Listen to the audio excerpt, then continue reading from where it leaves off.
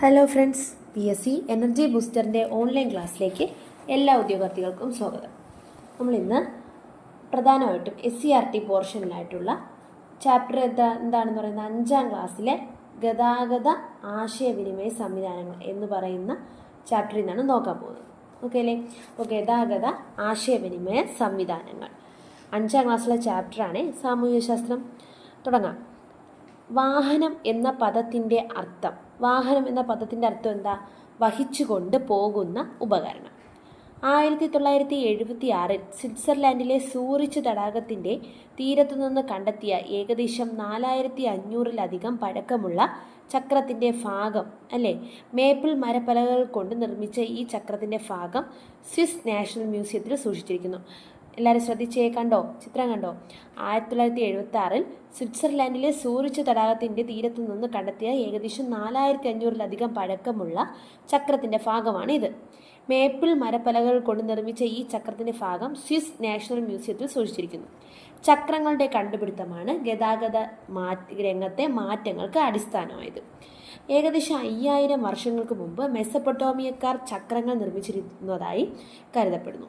5000 വർഷങ്ങൾക്ക് മുമ്പാണ് മെസപ്പൊട്ടോമിയക്കാർ ചക്രങ്ങൾ നിർമ്മിച്ചിരുന്നതായിട്ട് കരുതപ്പെടുന്നു. മെസപ്പൊട്ടോമിയൻ ജനത നിർമ്മിച്ച ചക്രങ്ങൾ കട്ടിയുള്ള 3 കഷ്ണം പലകകൾ ചേർത്ത് വെച്ച് തോൽപ്പട്ടയിൽ ചെമ്പാണി തറച്ച തരത്തിലായിരുന്നു. മെസപ്പൊട്ടോമിയൻ സംസ്കാരം വളർന്നു വന്ന പ്രദേശമാണ് ഇന്നത്തെ ഇറാഖ് ഉൾപ്പെടുന്ന പ്രദേശം. എവിടെയാണ് ഇന്നത്തെ ഇറാഖ് ഉൾപ്പെടുന്ന പ്രദേശം? മെസപ്പൊട്ടോമിയൻ സംസ്കാരം നിലനിന്നിരുന്നത് യൂഫ്രട്ടീസ്, ടൈഗ്രീസ് എന്നീ നദികൾക്കിടയിലായിരുന്നു. മെസപ്പൊട്ടോമിയ എന്ന വാക്കിനർത്ഥം എന്താ? 2 നദികൾക്കിടയിലുള്ള പ്രദേശം. മെസപ്പൊട്ടോമിയൻ സംസ്കാരത്തിലെ എഴുത്ത് ലിപി എന്നറിയപ്പെടുന്നത് ക്യൂണിഫോം ആണ്. ആദ്യകാലങ്ങളിൽ ഉപയോഗിച്ചിരുന്ന ചക്രവണ്ടികൾ മനുഷ്യൻ വലിച്ചുകൊണ്ടു പോകുന്നതും മൃഗങ്ങളെ ഉപയോഗിച്ച് വലിച്ചുകൊണ്ടു പോകുന്നതും. എന്താണ് റോഡ് ഗതാഗതം? മക് ആദം റോഡുകൾ. 1820 സ്കോട്ടിഷ് എഞ്ചിനീയറായ JL മക് ആദമാണ് ആധുനിക രീതിയിലെ റോഡ് നിർമ്മാണത്തിന് തുടക്കമിട്ടത്.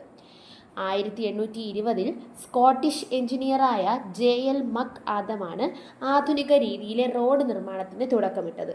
കരിങ്കൽ കഷ്ണങ്ങൾ നിരത്തി റോഡ് റോളർ മെഷീനുകൾ ഉപയോഗിച്ച് നിർമ്മിക്കുന്ന ഇത്തരം റോഡുകൾ മക് ആദം റോഡുകൾ എന്നറിയപ്പെടുന്നു.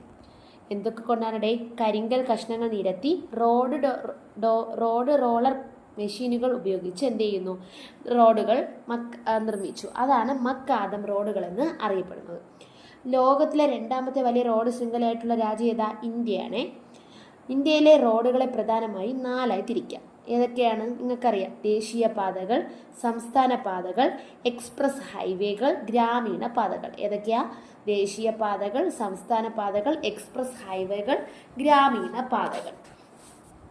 ദേശീയ പാതകളെക്കുറിച്ച് ആദ്യം നോക്കാം. രാജ്യത്തിൻ്റെ വിവിധ സംസ്ഥാന തലസ്ഥാനങ്ങളെയും പ്രധാന ഭാഗങ്ങളെയും സ്ഥലങ്ങളെയും ബന്ധിപ്പിക്കുന്ന ദേശീയ പാതകൾക്ക് ദേശീയ പ്രാധാന്യമുണ്ട്. ഒന്നുകൂടെ ശ്രദ്ധിച്ചോളണേ. രാജ്യത്തിൻ്റെ വിവിധ സംസ്ഥാന തലസ്ഥാനങ്ങളെയും പ്രധാന ഭാഗങ്ങളെയും സ്ഥലങ്ങളെയും ബന്ധിപ്പിക്കുന്ന ദേശീയ പാതകൾക്ക് ദേശീയ പ്രാധാന്യമുണ്ട്. ദേശീയ പാതകളിൽ ചിലത് ഇന്ത്യയെ ബംഗ്ലാദേശ്, നേപ്പാൾ, മ്യാൻമാർ മുതലായ അയൽ രാജ്യങ്ങളുമായി ബന്ധിപ്പിക്കുന്നു. ദേശീയ പാതകളുടെ പരിപാലനം കേന്ദ്ര സർക്കാരിൻ്റെ ചുമതലയാണ്. പ്രത്യേകം നോട്ട് ചെയ്ത് പഠിക്കണേ. ദേശീയ പാതകളുടെ പരിപാലനം കേന്ദ്ര സർക്കാരിൻ്റെ ചുമതലയാണ്. ഗതാഗത മാർഗങ്ങൾ. കരഗതാഗതമുണ്ട്, ജലഗതാഗതമുണ്ട്, വ്യോമഗതാഗതമുണ്ട്. ഒന്നുകൂടെ ശ്രദ്ധിക്കോ. കരഗതാഗതമുണ്ട്, ജലഗതാഗതം, വ്യോമഗതാഗതം. കരഗതാഗതത്തിനകത്ത് ഏതൊക്കെയാണ് വരുന്നത്? റോഡ് ഗതാഗതവും റെയിൽ ഗതാഗതവും. ജലത്തിനകത്തോ ഉൾനാടൻ, കടൽ, സമുദ്ര ജലഗതാഗതം. വ്യോമഗതാഗതം ദേശീയ വ്യോമഗതാഗതം, അന്തർദേശീയ വ്യോമഗതാഗതം.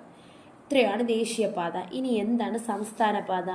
ദേശീയപാതകളെ പ്രധാന വ്യാപാര കേന്ദ്രങ്ങളുമായി ബന്ധിപ്പിക്കുന്ന സംസ്ഥാനങ്ങളിലെ പ്രധാന റോഡുകൾ. രണ്ടുപേരും നമ്മൾ ഡിഫറൻസ് ശ്രദ്ധിച്ച് ഇത് നോട്ട് ചെയ്യണം. രാജ്യത്തിൻ്റെ വിവിധ സംസ്ഥാന തലസ്ഥാനങ്ങളെയും പ്രധാന ഭാഗങ്ങളെയും സ്ഥലങ്ങളെയും ബന്ധിപ്പിക്കുന്നതാണ് ദേശീയപാത. എന്നാൽ പാതകളെ പ്രധാന വ്യാപാര കേന്ദ്രങ്ങളുമായി ബന്ധിപ്പിക്കുന്ന സംസ്ഥാനങ്ങളിലെ പ്രധാന റോഡുകളാണ് സംസ്ഥാന പാതകൾ. സംസ്ഥാന പാതകളുടെ അറ്റകുറ്റപ്പണികളുടെ ഉത്തരവാദിത്തം സംസ്ഥാന സർക്കാരിനാണ്. ജില്ലാ ഹൈവേകൾ. ജില്ലയിലെ പ്രധാന റോഡുകളാണിവ. ഒരു ജില്ലയിലെ പ്രധാന റോഡുകളെ സംസ്ഥാനത്തെ പ്രധാന റോഡുകളുമായി ബന്ധിപ്പിക്കുന്നതാണ് ജില്ലാ ഹൈവേകൾ. ജില്ലാ ഹൈവേകളുടെ അറ്റകുറ്റപ്പണി ജില്ലാ ഭരണകൂടത്തിൻ്റെ ചുമതലകളാണ്. ഇനി എന്താണ് ഗ്രാമീണ പാതകൾ? ഒരു ഗ്രാമത്തെ മറ്റൊന്നുമായും വിവിധ ഗ്രാമങ്ങളെ ജില്ലയിലെ പ്രധാന റോഡുകളുമായും ബന്ധിപ്പിക്കുന്നു. ഗ്രാമീണ പാതകളുടെ പരിപാലനം തദ്ദേശ സ്വയംഭരണ സ്ഥാപനങ്ങളുടെ ചുമതലയാണ്. ഇന്ത്യയിലെ പ്രധാന ഹൈവേകൾ: സുവർണ ചതുഷ്കോണം, ഗോൾഡൻ ക്വാഡ്രിലേറ്ററൽ. ഇന്ത്യയിലെ പ്രധാന വ്യാവസായിക കാർഷിക കേന്ദ്രങ്ങളെ ബന്ധിപ്പിക്കുന്ന ദേശീയ പാതാ ശൃംഖല. ഇന്ത്യയിലെ പ്രധാന വ്യാവസായിക കാർഷിക കേന്ദ്രങ്ങളെ ബന്ധിപ്പിക്കുന്ന ദേശീയ പാതാ ശൃംഖലയാണ് എന്ത്?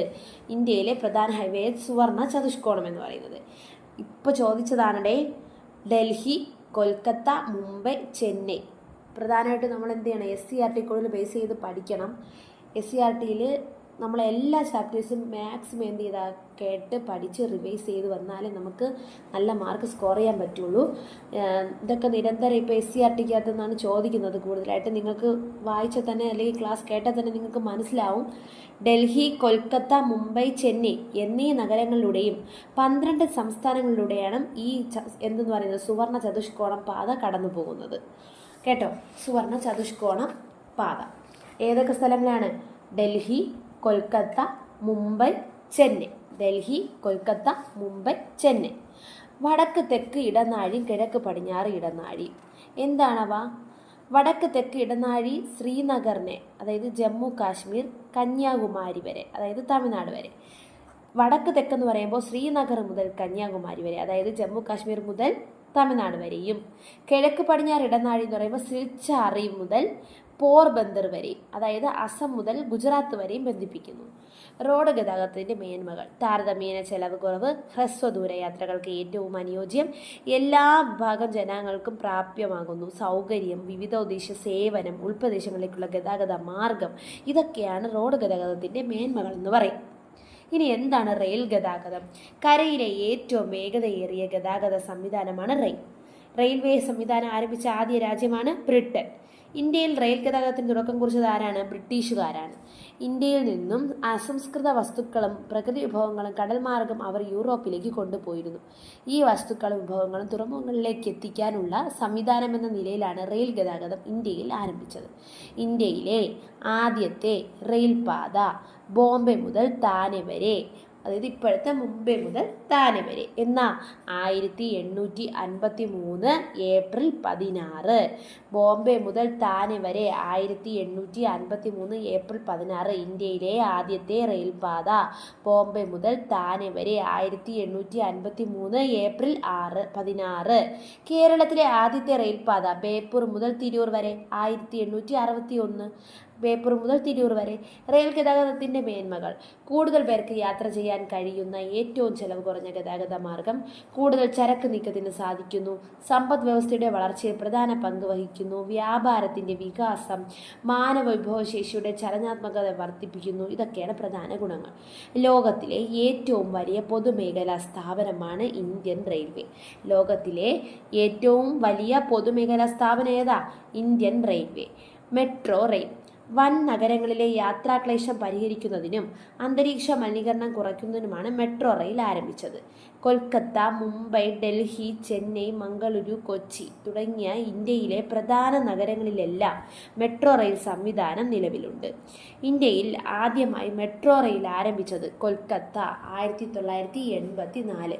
ഇന്ത്യയിൽ ആദ്യമായി മെട്രോ റെയിൽ ആരംഭിച്ചത് കൊൽക്കത്ത 1984. കൊച്ചി മെട്രോ പ്രവർത്തനം ആരംഭിച്ചത് 2017. കൊച്ചി മെട്രോ പ്രവർത്തനം ആരംഭിച്ചത് എന്നാണ് 2017. കൊച്ചി മെട്രോയുടെ ഭാഗ്യചിഹ്നം എന്താ? മിലു എന്ന ആന. മിലു എന്ന ആന. കൊച്ചി വാട്ടർ മെട്രോയുടെ ഭാഗ്യചിഹ്നം എന്താ? ജങ്കു എന്ന അലങ്കാര മത്സ്യം. മാറിപ്പോവരുത്. കൊച്ചി മെട്രോ ആണെങ്കിൽ എന്താണ്? മിലു എന്ന ആന. എന്നാൽ കൊച്ചി വാട്ടർ മെട്രോ ആണെങ്കിലോ ജങ്കു എന്ന എന്താണ്? അലങ്കാര മത്സ്യം. കൊച്ചി വാട്ടർ മെട്രോ ഉദ്ഘാടനം ചെയ്തത് 2023 ഏപ്രിൽ 25. ഉദ്ഘാടനം ചെയ്തതാരാ? മോദി അല്ലേ? നരേന്ദ്രമോദി, പ്രധാനമന്ത്രി Narendra Modi 2023 April 25 Kochi water metro ഉദ്ഘാടനം ചെയ്തത്. കൊച്ചി വാട്ടർ മെട്രോയ്ക്ക് നേതൃത്വം വഹിക്കുന്നത് KMRL, Kochi metro rail limited ആണ്. കൊച്ചി മെട്രോ റെയിൽ ലിമിറ്റഡിൻ്റെ മാനേജിംഗ് ഡയറക്ടറാണ് ലോക്നാഥ് ബെഹ്റ. 1825 ഇംഗ്ലണ്ടിലെ ഇംഗ്ലണ്ടിലെ സ്റ്റോക്ടൺ, ഡാർലിംഗ്ടൺ എന്നീ നഗരങ്ങളെ, അത് ഏതൊക്കെയാണ് 1825 ഇംഗ്ലണ്ടിലെ സ്റ്റോക്ടൺ, ഡാർലിംഗ്ടൺ എന്നീ നഗരങ്ങളെ ബന്ധിപ്പിച്ചുകൊണ്ട് ലോകത്തെ ആദ്യത്തെ റെയിൽപാത നിർമ്മിക്കപ്പെട്ടു. ജോർജ് സ്റ്റീഫൻസൺ നിർമ്മിച്ച സ്റ്റീഫൻസൺ റോക്കറ്റ് എന്ന ലോക്കോമോട്ടീവ് ഈ പാതയിലൂടെ ഓടിച്ചുകൊണ്ടാണ് ലോകത്തെ റെയിൽ ഗതാഗതത്തിന് തുടക്കം കുറിച്ചത്. ഇത് പ്രവർത്തിക്കാനുള്ള ഇന്ധനമായി കൽക്കരിയാണ് ഉപയോഗിച്ചിരുന്നത്. സാങ്കേതിക വികാസത്തിന്റെ ഫലമായി ഡീസൽ എഞ്ചിനുകളുടെ ഇലക്ട്രോണിക് എഞ്ചിനുകൾ നിലവിൽ വന്നു.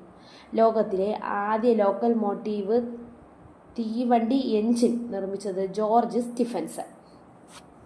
Broad gauge, metre gauge, narrow gauge എന്നിങ്ങനെ 3 ഗേജിലായി പ്രവർത്തിക്കുന്ന ഒരു മൾട്ടി ഗേജ് സിസ്റ്റമാണിത്. പാളങ്ങൾക്കിടയിലെ അകലം എന്ന് പറയുന്നത് ബ്രോഡ് ഗേജ് ആണെങ്കിൽ 160 സെൻറ്റിമീറ്റർ, 1.6 മീറ്റർ. മീറ്റർ ഗേജ് ആണെങ്കിലോ 100 സെൻറ്റിമീറ്റർ, 1 മീറ്റർ. നാരോ ഗേജ് ആണെങ്കിലോ 70 സെൻറ്റിമീറ്റർ, 7.7 മീറ്റർ. ഓക്കെ അല്ലേ? അപ്പോൾ ഇത്രയാണ് പ്രധാനമായിട്ടും കരഗതാഗതത്തിനകത്ത് വരുന്നത്. ഏതൊക്കെയാണ് നമ്മൾ പറഞ്ഞത്? റെയിൽവേ സംവിധാനം പറഞ്ഞു, പിന്നെ ഏതാ നമ്മൾ പറഞ്ഞത്? മെട്രോ റെയിലിൻ്റെ കാര്യം പറഞ്ഞു, സുവർണ ചതുഷ്കോണത്തിൻ്റെ കാര്യം പറഞ്ഞു. ഭാഗ്യചിഹ്നങ്ങളൊക്കെ ഓർമ്മിച്ച് വയ്ക്കണം. നെക്സ്റ്റ് അടുത്ത് ജലഗതാഗതമാണ് പഠിക്കാനുള്ളത്. നമുക്ക് അടുത്ത ക്ലാസ്സിൽ നോക്കാം. ഓക്കെ അല്ലേ? എല്ലാവരും ക്ലാസ്സുകളൊക്കെ ഷെയർ ചെയ്യണം, സബ്സ്ക്രൈബ് ചെയ്യണം, നല്ലപോലെ പഠിക്കണം. താങ്ക്